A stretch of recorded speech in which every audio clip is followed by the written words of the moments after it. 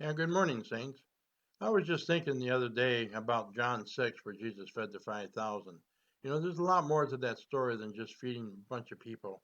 That's more of like a kid story, and it was nice what Jesus did, and they walk away, and they miss the main story.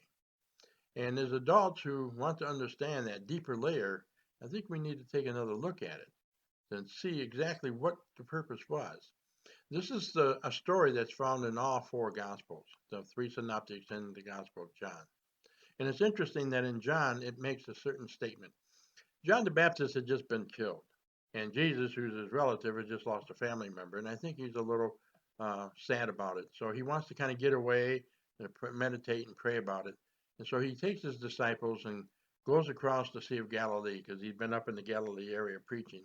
And he goes to the eastern shores, present day Golan Heights, and there to try to get away and meditate on this thing and pray about it. But the people follow him over. And that morning, as he sees the boats coming in, he's standing next to Philip and he makes this comment to Philip, where do you suppose that we could get enough bread to feed these people? Now, Philip, who his hometown is just up around the bend of the lake, the town of Bethesda, if anyone's going to know where the bakery is, he will. And he comments that, barely a year's wages would be enough to feed everybody. Now, I know the text gives a specific amount, and people have given all kinds of interesting things about it. But a denarius was a day's wage. I mean, you consider the Jewish holidays and the Sabbath, etc. About 200 denarius would be plus or minus a year's wages for someone. And so he was just making a comparison. And when he responded to Jesus, it says there in John, in parentheses, that Jesus had asked this question, knowing what he was going to do. So the feeding of the 5,000 wasn't an accident. It wasn't an afterthought. It wasn't something that came later. It was already pre-planned.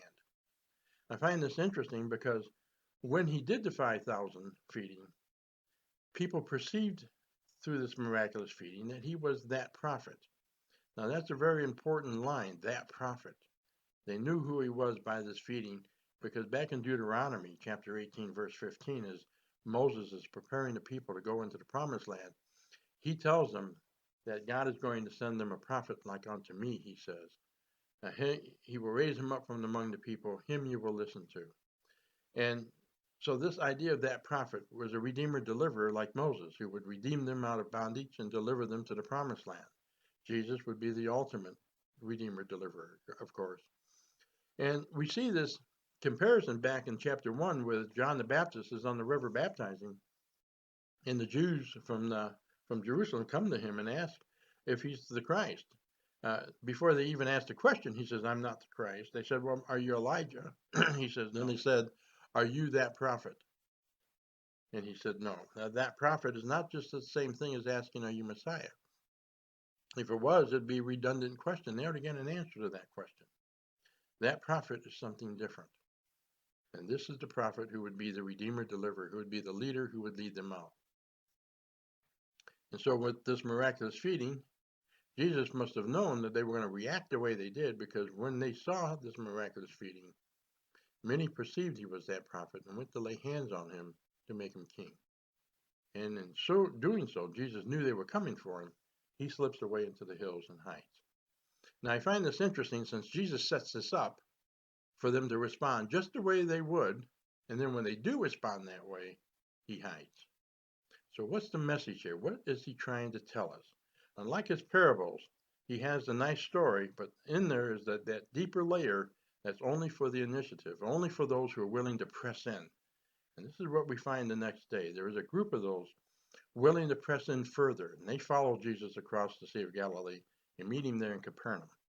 They see him and say, well, how did you get here? And he doesn't even answer them. He says right into it, I know why you're here, because you were fed yesterday, because of the loaves and fishes. You're searching for a free lunch. I know why you're here. He says, don't labor for the bread which perishes. He says, labor for the bread which is eternal. And they're thinking, oh yeah, that's the bread we want, the eternal bread. And so they ask him the question in verse 28 of John 6. What do we do to work the works of God? Now, Jesus doesn't tell them they're wrong. That's not the way the question should be asked. He meets them right where they're at. He says, this is the work of God, that ye believe on him whom God had sent. Now, we have a tendency to overlook this because it seems to be so anticlimactic. But that is the gospel in a nutshell. Ye believed and notes a continuing habit, a continuing faith walk, if you will, not a point in time, but an ongoing believing in him, Jesus, whom God has sent. That's our work, and that is the work which will receive eternal bread. Right after this, Jesus goes into that discourse of, I am the bread sent down from heaven. He who eats my flesh and drinks my blood will have eternal life. Him I will raise up in the last day. 3 times he says that. And so what we get is a message of what our work is. And our work is to trust in him whom God has sent. And with that, we have eternal life. With that, we'll have the eternal bread. They had told Jesus after he was mentioning that he was the bread sent down from heaven, they said, Moses fed us with manna in the wilderness. After Jesus corrected them that it was God who fed them, not Moses, he reminded them that they ate the bread and was hungry again, and they died. But the bread he's offering is eternal bread, a bread they'll eat and never hunger again. This is something entirely different, and as he's trying to give them this gospel message, they fail to understand it. They fail to understand the spiritual connotations. Even his own apostles and disciples didn't understand. And we're asked if they were going to leave too. Their response was, "We have nowhere else to go, so we're going to stay with you." But they didn't understand. But in the heart of this, right in the middle of John 6, is a very important message for every Christian to know what our work is. And it's simply to have faith, trust in Jesus Christ. But ye believe in him whom God had sent.